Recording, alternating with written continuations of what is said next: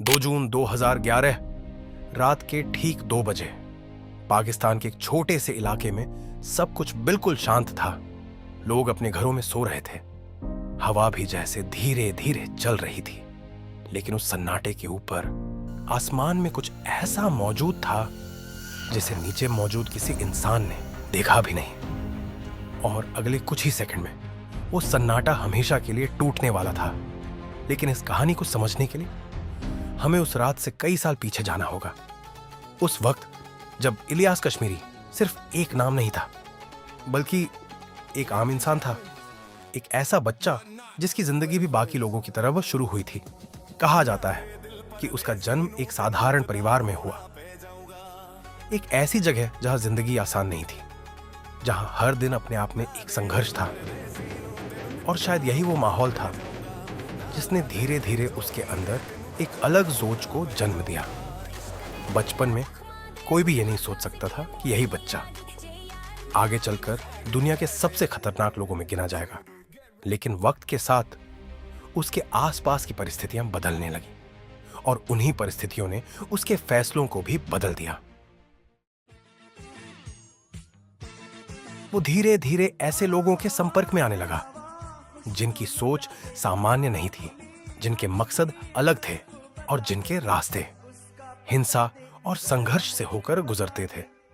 यही वो समय था जब उसकी जिंदगी ने एक ऐसा मोड़ लिया जहां से वापस लौटना आसान नहीं था। उसने खुद को एक नए रास्ते पर ढालना शुरू कर दिया। ट्रेनिंग, डिसिप्लिन और एक अलग तरह की सोच अब उसकी पहचान बनने लगी।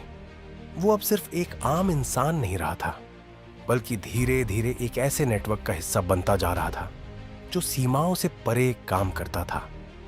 समय बीतता गया और उसका नाम धीरे धीरे फैलने लगा, पहले छोटे स्तर पर, फिर बड़े स्तर पर।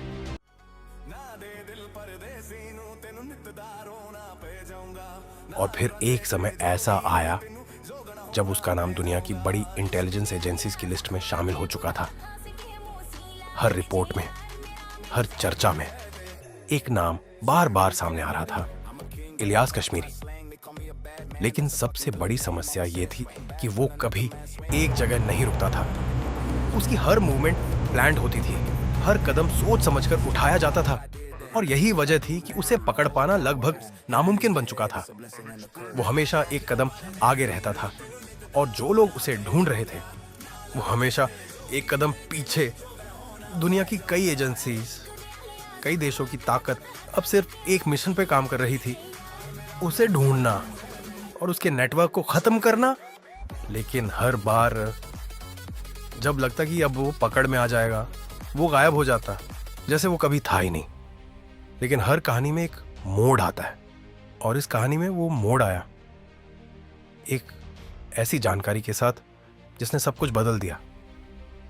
एक अननोन सोर्स, एक लोकेशन जो पहले कभी कंफर्म नहीं हो पाई थी, अब अचानक सामने आ चुकी थी।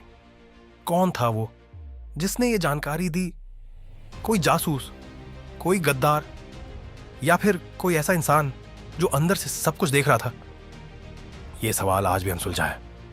लेकिन उस एक जानकारी ने पूरी दुनिया का ध्यान एक ही जगह पर ला दिया।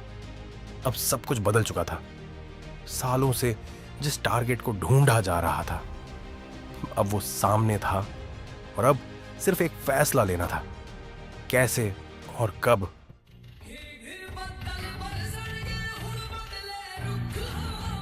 उस रात 2 जून 2011 सब कुछ प्लान के मुताबिक चल रहा था। कोई शोर नहीं, कोई हलचल नहीं, सिर्फ एक साइलेंट ऑपरेशन जो हजारों फीट ऊपर से कंट्रोल हो रहा था।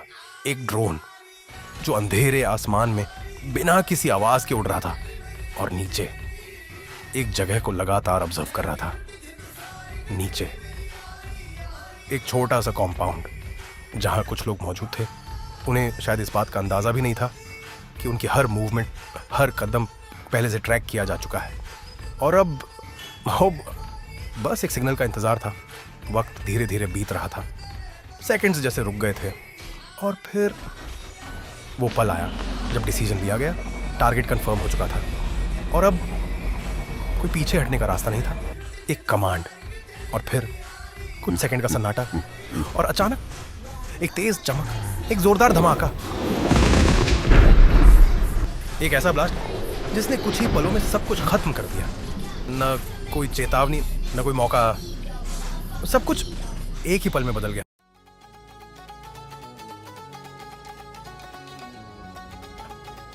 अगले दिन खबर फैल चुकी थी, रिपोर्ट्स आने लगी थी, हेडलाइंस बन चुकी थी। कहा गया कि वो मारा गया, कि वो खत्म हो चुका है, कि एक लंबे समय से चल रहा चैप्टर अब बंद हो चुका है। लेकिन कहानी यहीं खत्म नहीं होती, क्योंकि जहां एक तरफ कुछ लोग ये मान चुके थे कि सब खत्म हो गया, वहीं दूसरी तरफ कुछ सवाल खड़े होने लगे। कोई बॉडी नहीं मिली, कोई क्लियर कंफर्मेशन नहीं, बस एक दावा और कुछ अधूरी जानकारी। कुछ रिपोर्ट्स ने कहा कि वो उस जगह पर था ही नहीं, कुछ ने कहा कि वो बच गया, और कुछ ने यह भी कहा कि सच कभी सामने नहीं आएगा।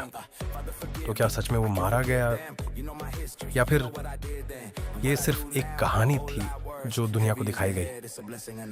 आज भी सालों बाद इस सवाल का कोई साफ जवाब नहीं है। कुछ लोग मानते हैं कि उस रात सब खत्म हो गया, और कुछ कहते हैं कि कहानी अभी भी बाकी है। लेकिन एक बात तय है, उस रात जो हुआ वो उसने ये साबित कर दिया कि अब दुनिया बदल चुकी है।